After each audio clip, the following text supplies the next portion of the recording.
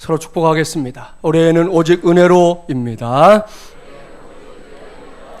하나님의 사랑은 다 주는 사랑입니다. 할렐루야.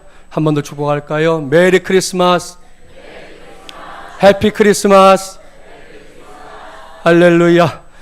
오늘은 대강절의 마지막인 네 번째 주일이자 솔라 그라티아 12번째 시간입니다. 오늘은 포기하지 않는 사랑이라는 제목으로 하나님의 말씀을 전하도록 하겠습니다. 오늘도 저는 여러분과 함께 오직 은혜로에 해당되는, 동시에 인류를 구원하기 위해 세상에 오신 예수님을 떠올리게 하는 하나님의 사랑에 관한 말씀에 귀를 기울이려고 합니다. 이 태초의 사랑으로부터 시작해서 미친 사랑으로 또 다 주는 사랑으로 이어진 말씀들 함께 떠올려 주십시오. 지난 주일에도 잠시 언급했었는데요. 간혹 사람이 사람을 사랑하는 것을 목격하거나 그런 이야기를 들어도 감동이 되고 가슴이 뜨거워지는 거 경험하신 적 있으시죠? 여기에 해당되는 두 사람을 잠깐 소개합니다. 애슐리 우드와 이 케빈 소찬 차크라고 하는 두 사람인데요. 이들이 처음 만났던 건 지난 2006년 15살 되던 때였다고 합니다. 그 후에 두 사람의 사랑은 깊어졌습니다. 아직 어렸지만 사랑하는 마음만큼은 진지했습니다. 그 마음으로 이제 20대가 되던 2011년에 케빈이 청혼을 결심하게 됩니다. 그러나 그 해에 애슐리가 갑상선 암 진단을 받게 되었습니다. 케빈은 묵묵히 아픈 그녀의 곁을 지켰습니다. 그러나 그것이 끝이 아니었어요. 3년 뒤에는 케빈마저 위암과 식도암 판정을 받았습니다. 심지어 의사는 케빈이 앞으로 6개월밖에 살 수 없을 거다, 시한부 판정까지 내렸습니다. 그렇게 길고 고통스러운 두 사람의 투병 생활이 시작됐습니다. 두 사람은 서로에게 의지하면서 고통의 시간들을 버텨냈습니다. 결국 애슐리는 완치 직전까지 암치료에 성공했고요. 케빈도 예상을 뒤엎고 생을 이어가고 있습니다. 그리고 지난 2월 11일에 두 사람은 감동적인 결혼식을 올렸습니다. 한 웨딩홀이 주최한 컨테스트에서 온라인 투표 1위를 차지한 끝에 무료로 치러진 의미 있는 결혼식이었습니다. 애슐리는 기적처럼 건강과 사랑을 되찾았다며 결혼식 내내 연신 많은 눈물을 흘렸습니다. 케빈도 감격스러운 표정이었습니다.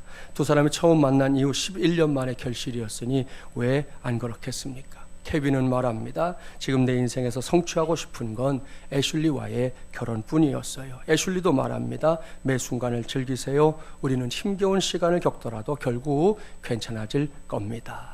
이 두 사람의 사랑의 힘이 얼마나 위대한지 보여주고 있습니다. 사랑은 최고의 순간은 물론이고 이 최악의 순간까지 서로의 곁을 굳건하게 지켜주는 것이라는 걸 말입니다. 사랑하는 마주물리란 가족 여러분 보십시오. 사람이 사람을 사랑할 때 어떤 일이 일어나는지 말입니다. 그렇습니다. 사랑은 결코 아무것도 아닌 게 아닙니다. 있어도 그만, 없어도 그만이 아닙니다. 우리가 그것을 제대로 감당하지 못해서 그렇지 사람에게 있어서 사랑은 꼭 필요한 것이죠. 결코 없어서는 안 될 한 번뿐인 인생에 있어서 최고의 삶의 원동력이다. 그렇게 말할 수 있을 겁니다. 하물며 하나님이 사람을 사랑한다는 것, 나를 사랑한다는 것, 당신을 사랑한다는 것, 우리를 사랑한다는 것, 과연 어떤 것일까요? 과연 이게 그저 한두 마디의 말로 설명이 될까요? 어림도 없습니다. 제가 목사이기 때문에 강단에서 하나님의 사랑에 대해 종종 말씀을 전하고 있기는 하지만 그 정도로는 충분한 설명이 되질 않습니다. 항상 느끼는 것이지만 뭔가를 더 설명해야 하는데 그래도 부족한 것이 하나님의 사랑인데 이 언어의 한계에 가로막혀 더 나가질 못하는 제 모습을 볼 때가 많고요. 그럴 때마다 가슴이 답답하고 또 안타까운 마음에 발을 동동 구르게 됩니다. 아무튼 분명한 것은 사람이 사람을 사랑하는 것도 그렇지만 하나님이 사람을 사랑하는 것, 그건 정말이지 경이로운 일이라는 겁니다.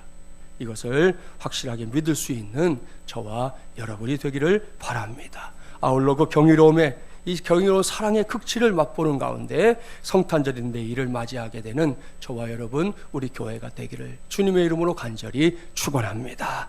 오늘 우리에게 주신 말씀 역시 그 경이로운 하나님의 사랑을 극명하게 표현해주고 있는 말씀입니다. 오늘의 본문이 이사야서의 배경에 관해 언젠가 말씀을 전한 적이 있었습니다. 연대기로 말한다면 주전 8세기다 말씀드렸어요. 이 시기가 어떤 시기냐? 남왕국 유다와 북왕국 이스라엘 모두가 겉으로는 아무런 문제가 없어 보였습니다. 국력이 신장되고요, 영토도 많이 확장된 시기였습니다. 마치 과거 솔로몬과 다윗 시대의 영광을 되찾는 듯 했습니다. 하지만 그 속은 썩어가고 있었습니다.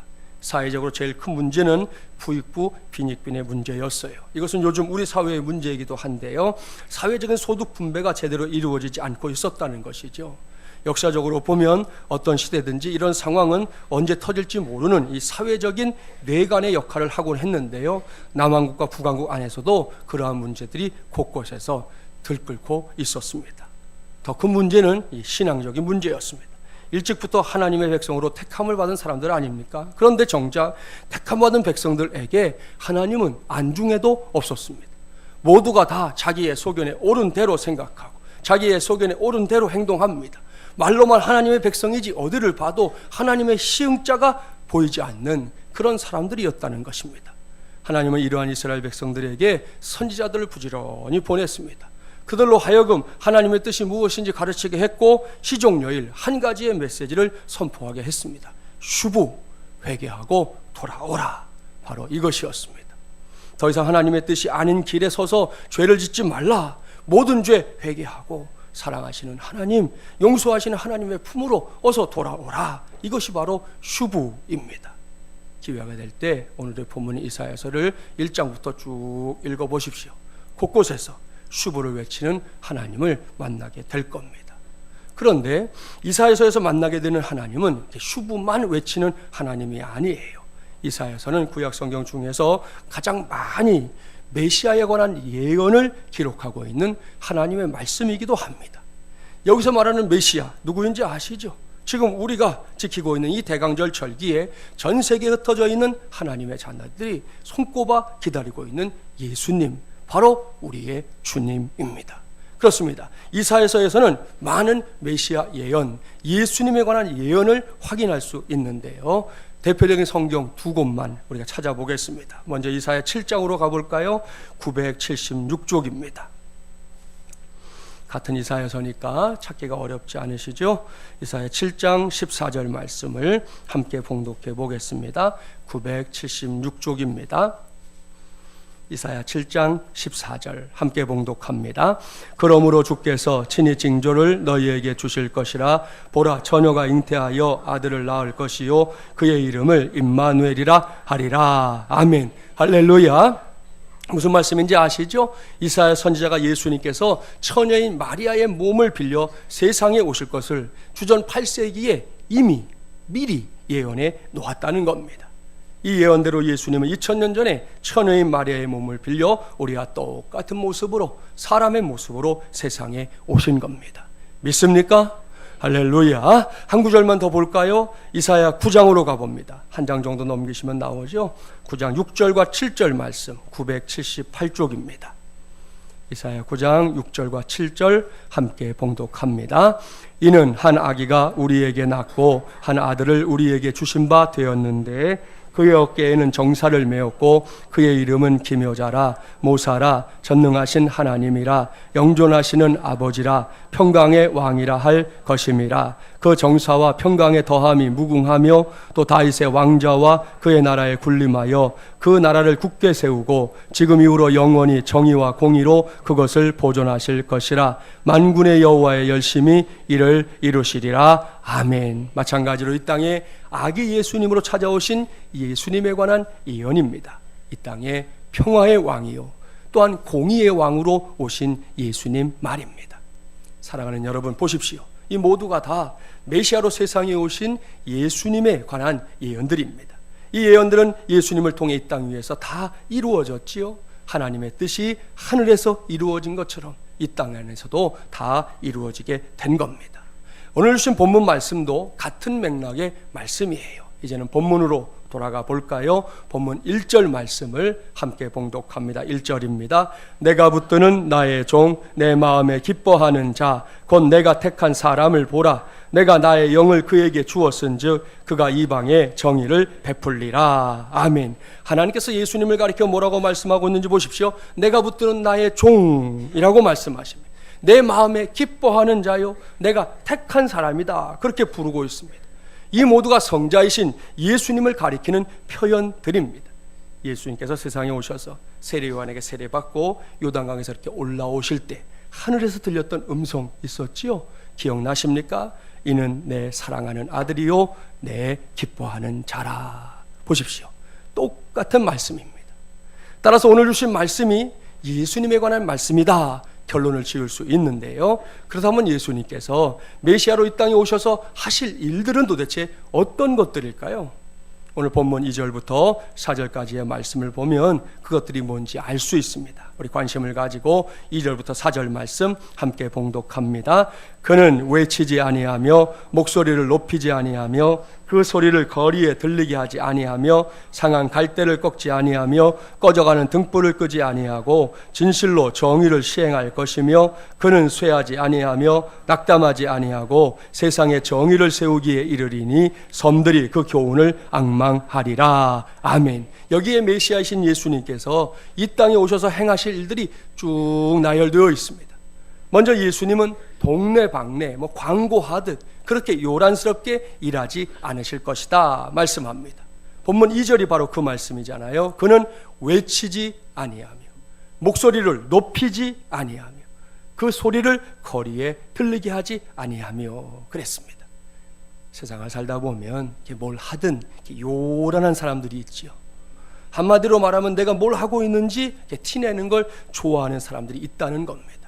그것이 사람들의 주목을 받거나 인정을 받을 만한 일일수록 어떻게든 거기에 내가 공로가 있다는 걸 알리지 못해서 안다라는 사람들, 이런 사람들은 예나 지금이나 어디에나 있습니다. 우리나라의 정치인들 중에 수해가 났다든지 큰 화재가 났다든지 하면 그곳에 얼른 달려가는 사람들이 있습니다. 그렇게 달려가서 국민들의 고충을 헤아려 주고 거기에 필요한 조치들을 서둘러서 취해 주면 누가 뭐라고 하겠습니까? 그런 사람들이라면 국민들이 쌍수 들고 환영할 거예요. 그런데 그런 곳에 가서 쬐끔 일하는 척하고 나서 정치인들이 꼭 하는 게 있잖아요. 사진 찍는 거. 기자를 동원하거나 아니면 보좌관을 통해서라도 자신이 그곳에서 뭔가를 했다는 걸 알리고 싶어서 꼭 사진을 찍습니다. 그랬다가 욕을 먹는 정치인들 종종 봤을 거예요. 예수님은 결코 그런 분이 아니라는 겁니다. 복음서를 보면 예수님은 병자들을 고쳐준 다음에 도리어 자신이 고쳐줬다는 사실을 결코 알리지 말라 신신당부했습니다. 그런데 사람들이 그게 안 되는 거죠. 병 고침을 받은 사람들이 예수님의 당부에도 불구하고 자신의 병을 고쳐준 분은 예수님이다, 예수님이다 동네방네 나팔을 불고 다녔습니다. 이것은 결코 예수님의 뜻이 아니었다는 거죠. 아무튼 우리 주님은 그런 분이다, 이사야 선지자가 예언하고 있습니다. 그 다음이 중요합니다. 이 대목이 오늘 제가 여러분에게 전하려고 하는 말씀의 핵심이에요. 본문 3절 말씀을 제가 다시 한번 봉독해 드립니다. 상한 갈대를 꺾지 아니하며 꺼져가는 등불을 끄지 아니하고 진실로 정의를 시행할 것이며. 아멘. 여러분 이 말씀 잘 아시죠? 이 말씀은 우리가 간혹 부르는 CCM 찬송의 가사로도 등장합니다. 상한 갈대 꺾지 않으시는 꺼져가는 등불 끄지 않는 그 사랑 변함없으신 거짓 없으신 성실하신 그 사랑 아시죠? 옳습니다. 여기에 하나님의 사랑이 있습니다. 특별히 대강절 마지막 날을 맞이한 오늘, 내일 있게 될 성탄절을 기다리고 있는 오늘 우리 모두가 확실하게 알고 가야 할, 확실하게 믿고 가야 할 하나님의 사랑이 여기에 있다는 말씀입니다. 그 사랑 어떤 사랑입니까? 포기하지 않는 사랑. 오늘 주신 말씀의 제목에 등장하는 바로 그 사랑입니다. 오늘은 그 사랑을 12번째 솔라 그라티아로 우리 마지못이라는 가족들 모두에게 선포하는 바입니다. 여기에 언급되고 있는 포기가 뭔지는 다 아시잖아요. 포기를 한자어로 쓰면 던질, 포에, 그만둘, 기입니다. 두 글자로 구성된 이 단어를 풀어서 살펴보면 그 뜻이 바로 나오잖아요. 뭔가 하고 있던 일을 에라 모르겠다 라고 하면서 던져버리는 거, 포기입니다. 그런가 하면 뭔가 하려던 일을 도중에 그만두어 버리는 거, 이건 역시 포기입니다. 그러한 포기라는 관점에서 본문 3절 말씀을 보라는 겁니다. 우리 같으면, 저도 그렇고 여러분도 그렇고 우리 같으면 포기해도 진작 포기해 버려야 할 일이 두 가지가 나옵니다. 첫째, 상한 갈대를 어찌할 것인가 입니다. 오늘도 강단 옆에 예쁘게 꽃꽂이가 되어 있는데요, 주일이면 이렇게 예쁜 모습으로 강단을 환하게 꾸며주던 꽃들이지만 이게 결코 길게 가지 못합니다.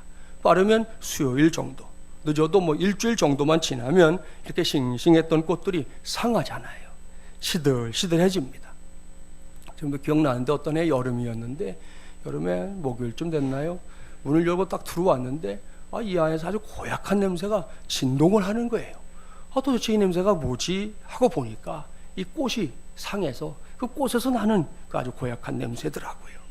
자, 그럴 때 우리가 하게 되는 게 뭔지 아시죠? 이 꽃들을 다 뽑아내서 쓰레기로 처리해 버리는 겁니다. 상하고 시들해진 꽃으로는 더 이상 아무것도 할 수 없기 때문이지요. 그렇기 때문에, 그렇게 쓸모없기 때문에 포기하고 버리는 겁니다. 그 누구도 여기에 이의를 제기하지 않습니다. 둘째, 꺼져가는 등불을 어찌할 것인가 입니다. 요즘이야 전기로 이렇게 불을 켜는 시절이기 때문에 등불을 볼 기회가 별로 없는데요, 기름을 써서 등불을 켜던 시절을 생각해 보십시오. 그럴 때 등불이 자꾸만 꺼지려고 하면 어떻게 해야 할까요? 제가 지난 2001년도에 인도네시아에 있는 폰티아낙이라고 하는 섬에 단기팀을 데리고 선교를 갔던 적이 있었습니다. 그때 응아방이라는 지역에 갔는데 이곳이 전기가 없는 마을인 거예요. 저녁에 그 마을에 세워져 있는 교회에서 예배를 드리기로 하고 사람들이 이렇게 모였는데, 사람들이 호롱불 같은 등을 하나씩 들고 교회로 오더라고요.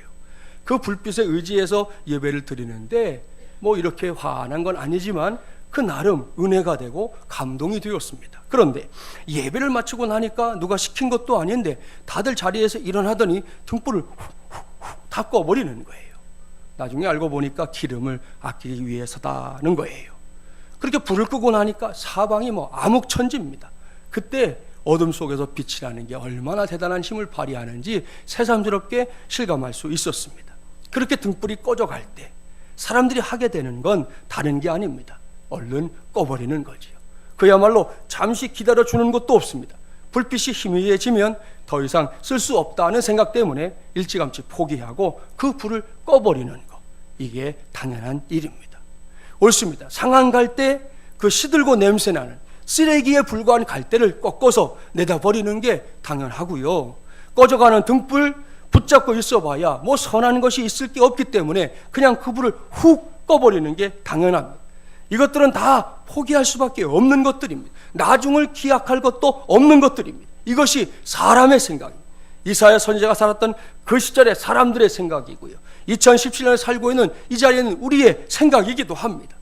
그런데 오늘 주신 말씀을 보십시오. 하나님의 생각은 다르다는 것. 우리의 주님, 우리의 메시아이신 예수님의 생각도 다릅니다.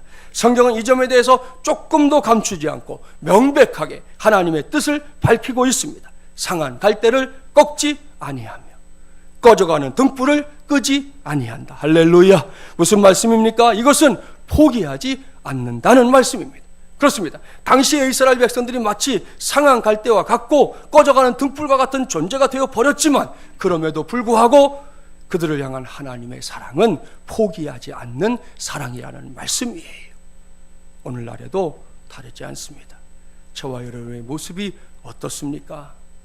하나님의 사랑을 받을 만큼 당당합니까? 다른 사람은 몰라도 나만큼은 당연히 하나님의 사랑을 받아야 한다 생각하는 사람, 우리 중에 단 한 사람이라도 있습니까?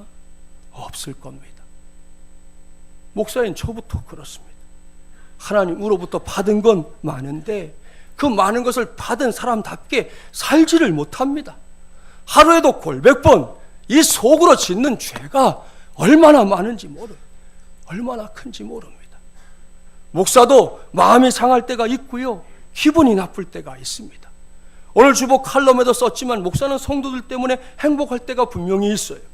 지난 금요일 밤에 새벽송 시간에 사택에는 어린이교회 친구들이 왔는데요, 처음에 우리 교회에 왔을 때만 해도 개고지기 짝이 없던 한 친구가 있었는데 이 친구가 그 시간에 리코더를 들고 와서 연주를 하는 거예요. 전사님을 통해 들어보니 부서에서 시킨 것도 아니래요. 자기가 혼자 연습해가지고 그거 들고 와가지고는 모든 가정을 돌면서 끝까지 그것으로 연주하면서 찬송을 부르더라는 거예요. 그런 가운데 아이들이 성탄 찬송 부르는데요, 정말로 천사들이 온 줄 알았습니다. 행복하고 감사한 일이죠. 그런데요, 목사는 성도들 때문에 속이 시커멓게 탈 때도 있습니다. 웃는 게 아니야 라는 그런 노랫말도 있더라고요. 목사도 그럴 때가 종종 있습니다. 오죽하면 목사에게 필요한 게 제 11계명이다 하는 말도 있어요. 10계명 다음에 제 11계명이 뭔지 아세요? 들키지 마라. 속이 상한 거, 기분이 언짢은 거, 열받은 거, 실망한 거, 답답한 거, 기타 등등 들키지 말라는 겁니다. 이게 목사의 목회입니다. 그렇다면 이런 모습이 과연 하나님의 사랑을 받을 만한 모습이냐는 거예요. 그렇지 않습니다. 가만히 보니까 이 모든 게 목사만의 예라고 생각하면서 안도의 한숨을 내쉬는 분들이 몇 분 보이는 것 같아요. 과연 그렇습니까? 성도인 여러분에게는 목사가 고민하고 있는 것과 유사한 것들, 비슷한 것들 없습니까? 아닐 겁니다. 있습니다. 분명히 있습니다. 내 자신이 어떤 사람인지, 하나님 앞에서 어떤 모습으로 살고 있는지 다른 사람은 모르지만, 여기에 있는 목사도 다 모르지만 하나님과 내 자신은 너무나 잘 알고 있지 않습니까? 그런 내가 하나님의 사랑을 받을 만한 자격을 갖추고 있느냐 하는 질문입니다. 그렇지 않을 겁니다. 분명합니다. 오늘의 본문을 기록한 이사야 선지자가 이러한 인생의 모습들을 매우 적나라하게 표현한 곳이 한 곳 있어요. 이사야서 1장, 제일 앞에 1장으로 한번 가보세요. 4절부터 6절 말씀을 보려고 하는데요, 우리가 어떤 모습인지 한번 여러분 관심을 가지고 이 말씀을 봉독해 보면 좋겠습니다. 967쪽 이사야 1장 4절부터 6절 말씀을 우리 함께 봉독해 보도록 하겠습니다. 슬프다 범죄한 나라요, 허물진 백성이요, 행악의 종자요, 행위가 부패한 자식이로다. 그들이 여호와를 버리며 이스라엘의 거룩하신 이를 만홀히 여겨 멀리하고 물러갔도다. 너희가 어찌하여 매를 더 맞으려고 패역을 거듭하느냐. 온 머리는 병들었고 온 마음은 피곤하였으며 발바닥에서 머리까지 성한 곳이 없이 상한 것과 터진 것과 새로 맞은 흔적뿐이거늘 그것을 짜며 싸매며 기름으로 부드럽게 함을 받지 못하였도다. 보십시오. 진짜 적나라하지 않습니까? 너무 적나라하기 때문에 굳이 길게 설명하고 싶지도 않습니다. 이 말씀을 봉독하다 보니 이 자리에 서 있는 김진철 목사의 모습이 곳곳에 보입니다. 나름 잘해보겠다고 애를 쓰고 있긴 하지만 그러다가도 또다시 연약함에 사로잡히는 모자람이 여기에 다 들어있잖아요. 여러분도 다르지 않을 거라 생각합니다. 그러니 여러분, 우리야말로 상한 갈대 아닙니까? 우리야말로 꺼져가는 등불 아닙니까? 여기서 우리가 그렇게 결론을 내린다면 결과도 뻔합니다. 뭔가를 할 수 있다는 생각 다 포기하고 상한 갈대는 꺾어서 내다 버리는 거고요, 꺼져가는 등불은 훅 하고 불어서 꺼버리는 겁니다. 이것으로 끝이에요. 하지만 하나님은 다릅니다. 오늘 주신 말씀은, 그리고 2000년 전에 이 땅에 오셔서 우리를 구원하신 예수님이 들려주시는 말씀은 분명히 다릅니다. 나는 상한 갈대를 결코 꺾지 아니하며 꺼져가는 등불을 결코 끄지 아니한다. 할렐루야. 이것이 하나님의 뜻이에요. 이것이 포기하지 않는 주님의 사랑이에요. 옳습니다. 그 포기하지 않는 사랑 때문에 억만죄악에 빠져 결국에는 지옥의 형벌에 떨어져 버릴 인생이었던 저와 여러분에게 구원의 길이 활짝 열린 것이에요. 옳습니다. 주님은 그 사랑 때문에 하늘 보좌 버리고 이 땅에 오셨습니다. 주님은 그 사랑 때문에 예루살렘에서 갈릴리를 오가면서 하나님 나라의 복음을 전하고 또 전한 겁니다. 주님은 그 사랑 때문에 교만한 자는 물론이고 약한 자, 병든 자, 소외된 자, 버려진 자, 손가락질 받는 자 등등을 일일이 찾아다닌 겁니다. 그뿐이 아니죠. 주님은 그 사랑 때문에 십자가의 길을 앞에 두고 겟세마네 동산에 올라가서 처절하게 기도하신 겁니다. 주님은 그 사랑 때문에 그 무거운 십자가 짊어지고 골고다 언덕으로 올라가신 거예요. 주님은 그 사랑 때문에 십자가에 달려 기꺼이 죽을 수 있었던 것이고요, 주님은 그 사랑 때문에 죽음과 사탄의 권세를 무너뜨리고 부활하신 겁니다. 또한 주님은 그 사랑 때문에 다시 오마 하고 약속하신 그 약속을 지키기 위해 다시금 이 땅에 오실 줄 믿습니다. 이 모두가 포기하지 않는 주님의 사랑이 어떤 것인지를 보여주는 성경의 증거들입니다. 이 시간에는 포기하지 않는다는 것이 도대체 뭔지 그것을 잘 알 수 있는 동영상을 하나 여러분에게 잠깐 보여드릴 테니까 관심을 가지고 보시기 바랍니다. 하는 마중물이라는 가족 여러분 잘 보셨죠? 이 포기하지 않는 이라는 건 그냥 문자 그대로 포기하지 않는이 아닙니다. 동영상에 등장하는 저 친구 한번 그 표정하는 행동 떠올려 보십시오. 끝까지입니다. 죽을 둥 살 둥입니다. 모든 것을 다 바치는 거지요. 헌신의 힘을 다하는 겁니다. 단 하나도 빼앗기지 않겠다는 거고요. 설사 내가 그 자리에서 다 퍼져버리는 한이 있어도 놓칠 수는 없다는 거지요. 이런 것이야말로 포기하지 않는 입니다. 물론 이 동영상으로 하나님의 포기하지 않는 사랑 다 설명할 수 없습니다. 그럼에도 불구하고 포기하지 않느니 결코 쉬운 단어가 아니라는 것 정도는 분명하게 알 수 있습니다. 그렇습니다. 포기하지 않는은 별 생각 없이 우리의 입술에 이렇게 오르내릴 단어가 아니에요. 여기를 가도 볼 수 있고 저기를 가도 볼 수 있는 그런 성질의 단어가 아닙니다. 이것은 결코 쉽게 볼 수 없는, 결코 자주 경험할 수 없는 하나님의 사랑의 관점에서는 그야말로 유일무이한 사랑인 줄 믿습니다. 또한 오늘 우리 모두가 붙잡아야 할 솔라 그라티아인 줄 믿습니다. 그 포기하지 않는 하나님의 사랑이 지금 이 시간에 나를 향하고 있습니다. 당신을 향하고 있습니다. 우리를 향하고 있습니다. 우리 교회를 향하고 있습니다. 그 사랑이 성큼 다가와서 내일 성탄절이 되면 활짝 만개한 그런 꽃처럼 우리 모두를 휘감게 될 겁니다. 그러니 내일 성탄절 예배에 나올 때 그냥 나오지 마세요. 또 한 번의 성탄절이네, 이 정도의 생각으로 찾아오는 예배의 자리가 되게 하지 말기 바랍니다. 포기하지 않는 사랑으로 날 찾아오신 예수님께 경배하기 위해 첫 번 성탄절의 감격을 내 것으로 삼는 심정으로 이 자리에 나와 예배하기 바랍니다. 우리 모두가 이렇게 하면 이곳에서 드리는 우리의 예배가 얼마나 황홀하고 얼마나 행복한 예배가 되겠습니까? 그 황홀하고 행복함이 저와 여러분 우리 모두와 우리 교회의 것이 되기를 주님의 이름으로 축복합니다. 여기서 말씀을 마무리하기 전에 포기하지 않는 주님의 사랑을 받고 있는 저와 여러분이 꼭 감당해야 할 것 한 가지를 소개하려고 합니다. 그것은 이 포기라는 단어를 그리스도인으로 살아가고 있는 저와 여러분의 사전에서 반드시 빼버려야 한다는 사실입니다. 잘 되지 않지요. 어려운 일입니다. 우리는 참 모자라도 한참 모자라서 되지 않을 때가 더 많지요. 그래도 그러기를 힘써야 한다는 거예요. 왠지 아시죠? 하나님이 나를 포기하지 않았습니다. 나를 죄악 가운데 두지 않으려고 예수님을 이 땅에 보내주시기까지 했습니다. 그런데 그런 사랑을 받고 있는 내가 한 번뿐인 인생을 살면서 어려운 일이 있다고, 힘들고 답답하다고, 어떤 고난이 날 찾아왔다 해서 인생을 포기하면 되겠습니까? 이건 결코 안 될 일입니다.